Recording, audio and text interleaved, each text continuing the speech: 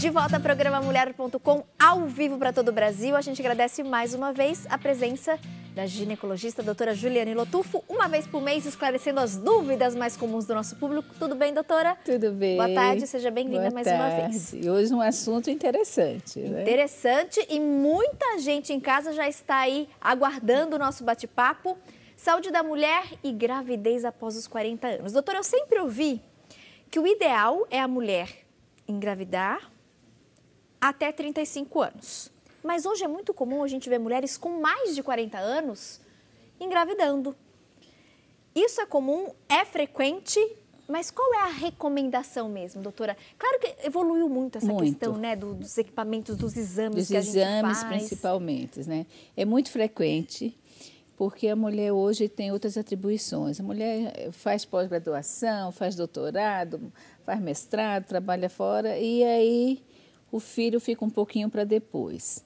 Mas o ideal é que no máximo engravide até os 35. A gente tem várias pacientes com 40, 45, que tiveram crianças saudáveis, mas o risco de você ter problemas numa gestação, principalmente após os 40, é grande, a gente sabe, principalmente por causa do envelhecimento dos óvulos. Mas a medicina evoluiu muito, a gente hoje tem vários exames para rastreamento de cromossomopatias. A gente hoje faz a mulher fazer exercício, fazer dieta, porque a mulher após os 40, ela tem uma tendência às vezes de ter diabetes, hipertensão, doenças da tireoide, e isso faz com que às vezes a gente tenha uma gravidez de risco, né? Só que as mulheres hoje elas se preparam muito, e uma coisa que ajuda muito são as vitaminas, que devem ser começadas 3 meses antes. Ácido fólico, complexo B, vitamina C, vitamina E. Então, tudo isso diminui o risco de você ter um filho com problema, né?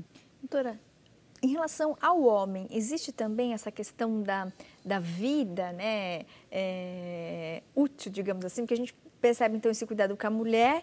Então, quem está me assistindo, de repente, que tem intenção de engravidar, o ideal mesmo para prevenir aí, inclusive, probleminhas de saúde no próprio bebê, na própria formação, até os 35 anos. Em relação à saúde fértil do homem, tem orientação ou não? Para os homens é mais... Tem, porque o homem leva um pouco de vantagem em cima de nós mulheres, porque a gente tem desde o passado que o homem, aos 70, aos 60, aos 50, eles conseguem engravidar. Mas há pouco tempo se descobriu, que a gente achava que não tinha problema nenhum, que nós mulheres, por causa do envelhecimento dos ovos, eram as maiores causadoras dos problemas. Mas agora a gente já vê que o homem, a partir dos 50, tem uma tendência a ter filhos autistas. Agora mesmo teve um congresso mundial que se falou muito até de aplasia de medula em crianças de filhos de homens mais velhos. Então agora estão começando a aparecer as restrições também para o homem, embora seja muito menor do que na mulher. E aí os 50 anos que você começou? No máximo, a partir dos 50 já estão começando os problemas, né? Então o homem também o ideal é antes dos 50? Antes dos 50. Mulher 35, é uma boa diferença. Mulher 35, mas a gente tem mulheres com 38, com 37, com 40, até além do 40. Mas assim, se você quiser diminuir mesmo os riscos, até 35. Muda a questão dos cuidados? De repente, inclusive, antes do parto, durante a gestação? Muda. É muito diferente, doutora? As consultas são mais frequentes por causa dos riscos da gente ter o diabetes mesmo, né? Tem mulheres que têm antecedentes na família, principalmente de doenças metabólicas. Então, essas pacientes têm tendência a ter mais hipoglicemia na gestação, a retenção de líquido, então ter uma hipertensão. E então a gente vê essa paciente mais próximo, as consultas são mais próximas. Tem alguma, de repente, curiosidade que você possa compartilhar conosco, doutora? Inclusive, eu me lembro, até numa outra oportunidade, você até trouxe, né, uma paciente, uma mãe, depois né, ela é mãe de 4, né? Mãe de 4, inclusive. Ela teve um primeiro casamento, teve 2 meninos, e depois dos 40, ela teve um menino. E aí eu falei, olha, vamos encerrar, né? Eu quero uma filha mulher. E ela, na verdade, ela teve essa filha mulher com 42 para 43 anos, né?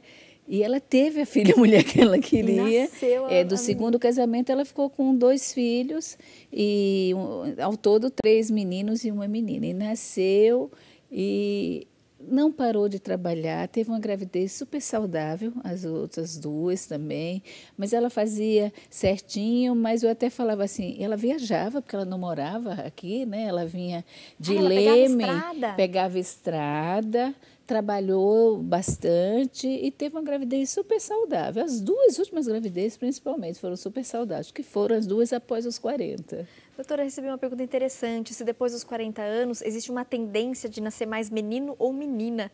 Tem alguma coisa nesse sentido? Não. Não tem nenhuma... Existe um monte de... Tem muitas superstições, tudo que o pessoal fala de posição que fica, né? Mas, assim, uma das coisas que a gente vê é que em pHs vaginais ácidos, né, prevalece muito os espermatozoides femininos e nos alcalinos os espermatozoides masculinos. Então, há uma tendência de ter mais menina, porque quem determina o sexo é o homem, né? Se no meio ácido o espermatozoide feminino sobrevive mais, então há uma maior chance de você ter uma menina. De ter menina. Doutora, a gestação de uma menina ou de um menino tem uma sugestão que, de repente, dê um pouquinho mais de trabalho ou não? Tem diferenças em relação a isso? A diferença... A curiosidade sempre dá na mamãe, né? É menino ou menina? Para a gente, né, principalmente obstétrica e os pediatras, a gente vê ao nascimento. Se você tem uma criança prematura, na prematuridade, é impressionante que as meninas saem-se muito bem. Prematura, elas têm menos problemas, elas têm menos infecções. É até engraçado quando a gente vai ter um parto prematuro, o pediatra já pergunta assim, é menino ou menino? A hora que você fala que é menina, graças a Deus que é menina. As meninas no prematuro assim, acabam mas não tem lidando assim, uma melhor explicação assim, científica para isso, mas é impressionante a diferença entre o menino e a menina no nascimento prematuro. Aí, mais uma curiosidade. Gente, eu vou fazer um intervalo rapidinho, o tempo passa aqui que eu nem percebo. Mas olha, voltando do intervalo, a gente vai continuar o nosso bate-papo com a Juliane Lotufo